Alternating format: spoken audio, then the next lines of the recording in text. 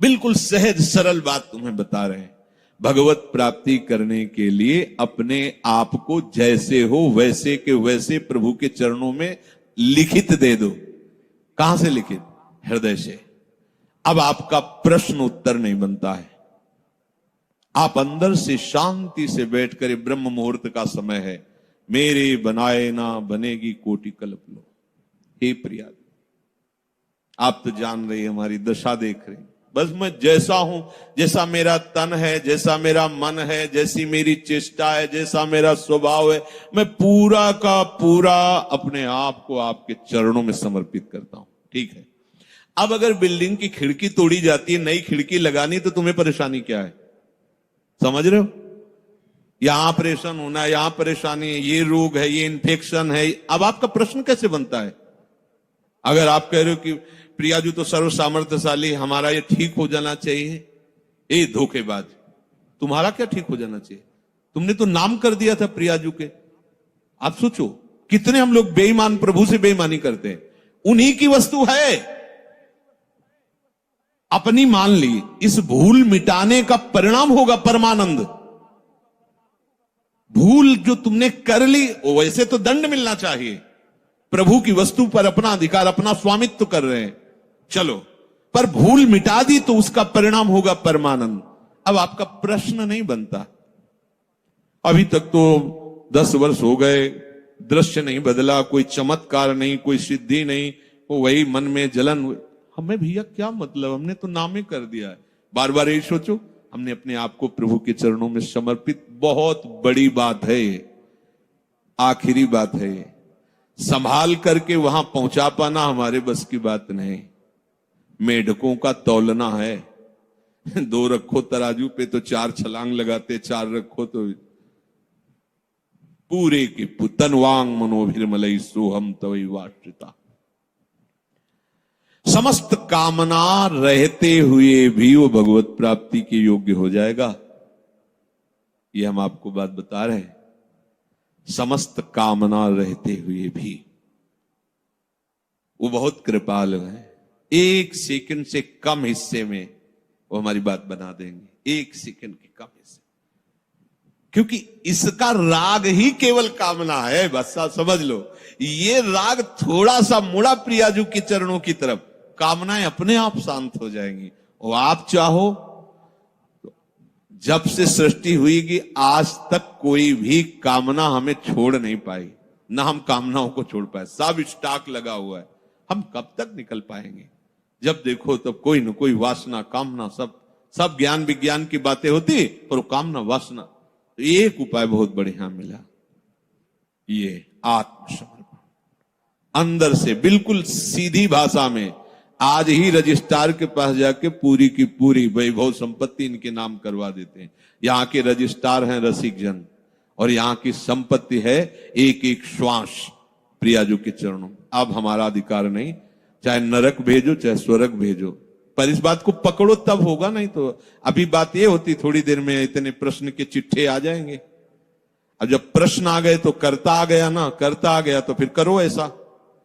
कोई प्रश्न, कोई आपका प्रश्न, कोई प्रश्न नहीं। क्यों? अब क्या हम किसी लायक नहीं, कुछ कर सकते नहीं। अब तो हम प्रियाजू के जैसे हैं। ऐसा परिवर्तन होता चला जाएगा, इस बात में बड़ी दम है।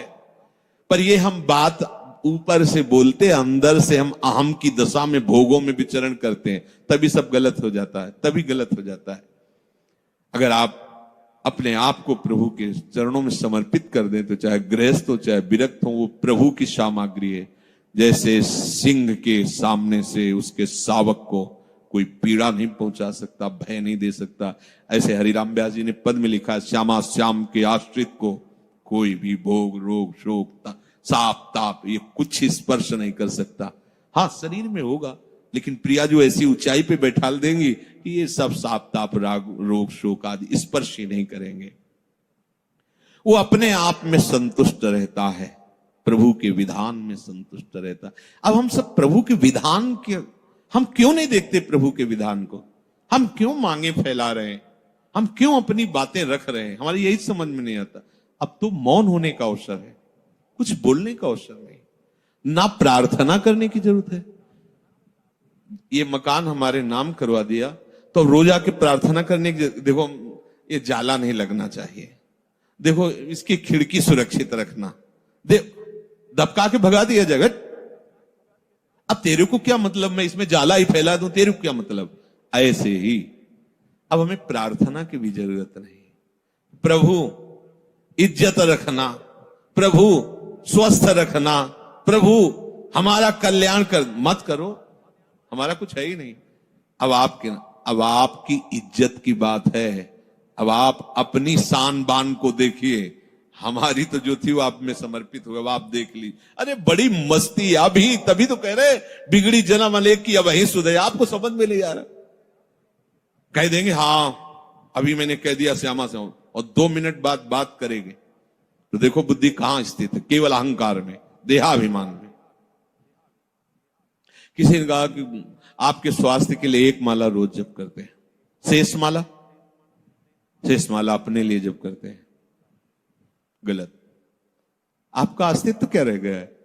आप हो क्या? अब आप तो केवल गुरु के हाथ के खिलौने हो, यंत्र हो, श्री जी के हाथ के यंत्र हो। अब जो हो रहा है वो सब श्री जी करवा रहे, जो हो रहा है वो सब श्री जी के लिए हो रहा है।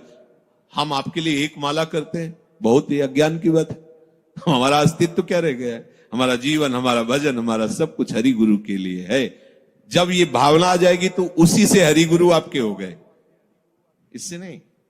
ये भावना जब आ गई उसी से हरि गुरु आ। बड़ा मस्ती का मार्ग है। छोड़ो, बस छोड़ो, तुम्हारे बस की बात नहीं है। जिनके बस की बात है उनके हवाले अपने आप को कर दो अंदर से। और जब कभी तुम्हें मन भय दिखावे, परेशानी दिखावे, द्वंद्व दिखावे, तो उसी समय उनसे बात करो ना। मैंने तो उनके नाम कर दिया, उनसे बात, मन से कहो उनसे बात करो। हम क्या करें, हम तो बिक गए, रूपलाल हित हाथ बिकाने, बिक गए लाडली जू के चरणों। अब हम ज्ञान विज्ञान से समझाएं तो आपके समझ में समझा तो रहे पीछे से। स्थूल है, सूक्ष्म है, कारण है, ये तुम नहीं हो, तुम आत्म स्वरूप हो। अपने स्वरूप में आओगे तो तुम्हारे अंदर कोई कामना है ही नहीं। अब अपना स्वरूप शीशा में देखते तो ये नजर आता है, क्या समझ में भैया, जो कुछ है स्थूल सूक्ष्म कारण और मैं, सब कुछ श्री जी। जो हमें पता नहीं क्या है, क्या कैसा है, वो सब श्री जी के हवाले। बात सुधर गई, इससे बहुत जल्दी बात सुधर जाएगी।